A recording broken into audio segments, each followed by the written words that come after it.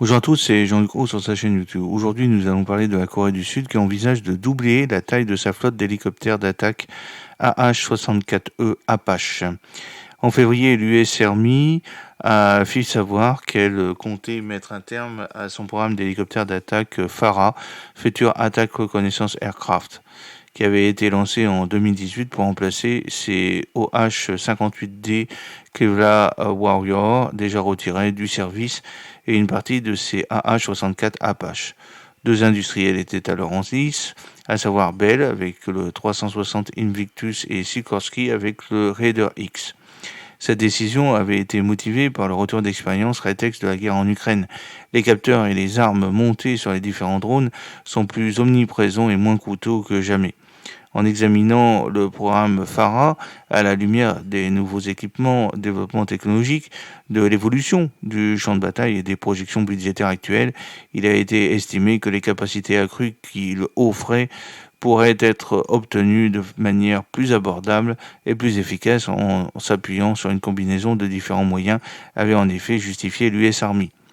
Mais cet avis tranché n'est pas partagé par tous. Ainsi, la semaine passée, la Pologne a commandé à Boeing 96 hélicoptères d'attaque AH-64E d'Apache Guardian pour 9 milliards d'euros. Et disposant déjà de 36 appareils de ce type acquis en 2013 pour 1,6 milliard de dollars, la Corée du Sud s'apprête à doubler la mise. En effet, le 19 août, la Defense Security Cooperation Agency, la DSCA, chargée des exportations d'équipements militaires américains via la procédure dite FMS, Foreign Military Sales, a publié un avis recommandant au Congrès d'accepter la vente potentielle à la Corée du Sud d'un maximum de 36 AH-64E Apache Guardian pour un montant estimé à 3,5 milliards de dollars.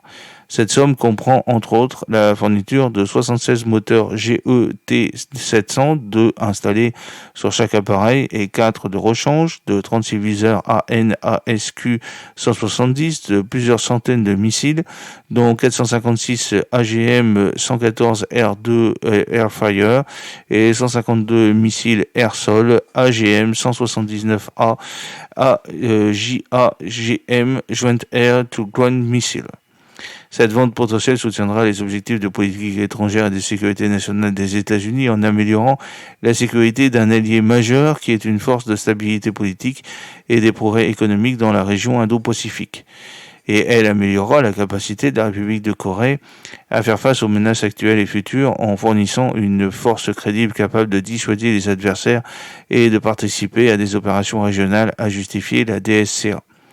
Pour rappel, outre les 36 AH-64E Apache qu'elle possède déjà, l'armée sud-coréenne entend se doter de 200 hélicoptères légers de reconnaissance et d'attaque KAILAH, Light Armored Helicopter, auprès de Korea Aerospace Industries, et cela afin de remplacer ses Bell AH-1 Cobra et ses MD-500 Defender. Propulsé par deux turbines HAS Ariel 2L2 produites par Actua Aerospace grâce à une licence accordée par le groupe français Safran, le KAILAH est doté de capteurs optroniques, d'un système intégré d'acquisition, désignation de cible, de dispositifs d'autoprotection, d'une suite de guerre électronique. Il est armé d'un canon M197 de 20 mm, de 4 missiles air-sol Chungum ou de 2 paniers de roquettes Hydra 70.